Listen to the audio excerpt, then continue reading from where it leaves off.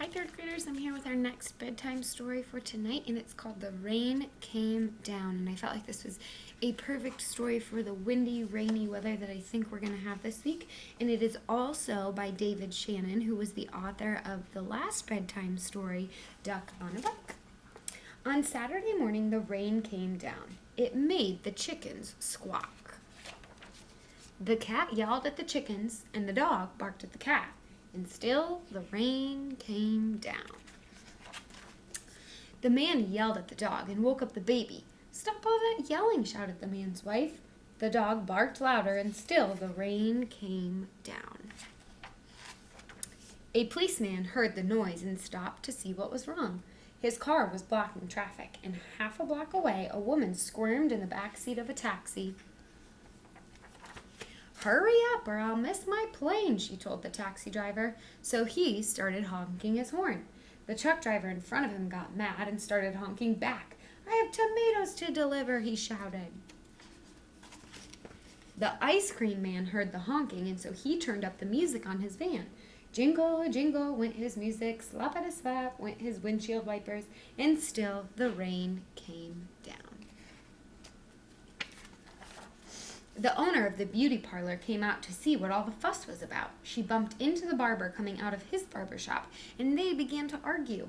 Up on the ladder, the painter grumbled, "I can't paint in the rain," so he started to climb down, and he bonked the barber in the head with his can of paint, and now all three of them were arguing. Next, the baker stepped out of his bakery. "My roof is leaking and my cakes are getting wet," he moaned. He opened his umbrella and poked the pizza man in the nose. So then they joined in the bickering too.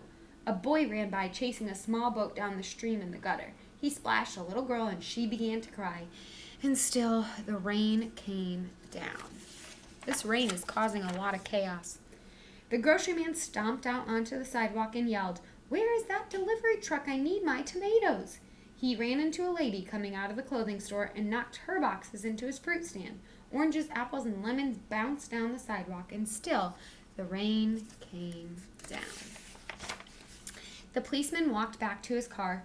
"What's all this ruckus about?" he asked. The whole block was honking and yelling and bickering and barking, and then the rain stopped.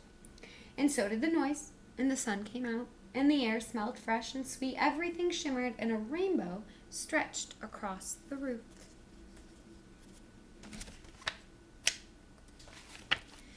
"It's much too nice a day to be arguing," said the baker. "I have cakes to bake, and I have pizzas to make," said the pizza man.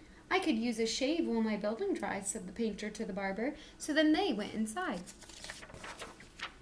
The policeman said, "Everything looks A-OK here to me," and he drove off in his car. The woman in the taxi decided she had time to have her hair done before her trip, and she went into the beauty parlor. So the lady with the boxes got into the taxi, and she went home. The truck driver told the grocer, "I have your tomatoes." "Wonderful," said the grocer, "but first I have to pick up this fruit."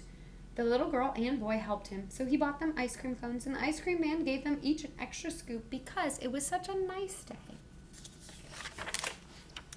Then the man, his wife, and their baby had a picnic together in the backyard while the dog, the cat, and the chickens slept in the warm afternoon sun. So it seemed that all that chaos when the rain was coming down was simply solved by a little bit of sunshine, and I hope you get to experience that sometime this week. Sweet dreams, my readers. I will see you tomorrow.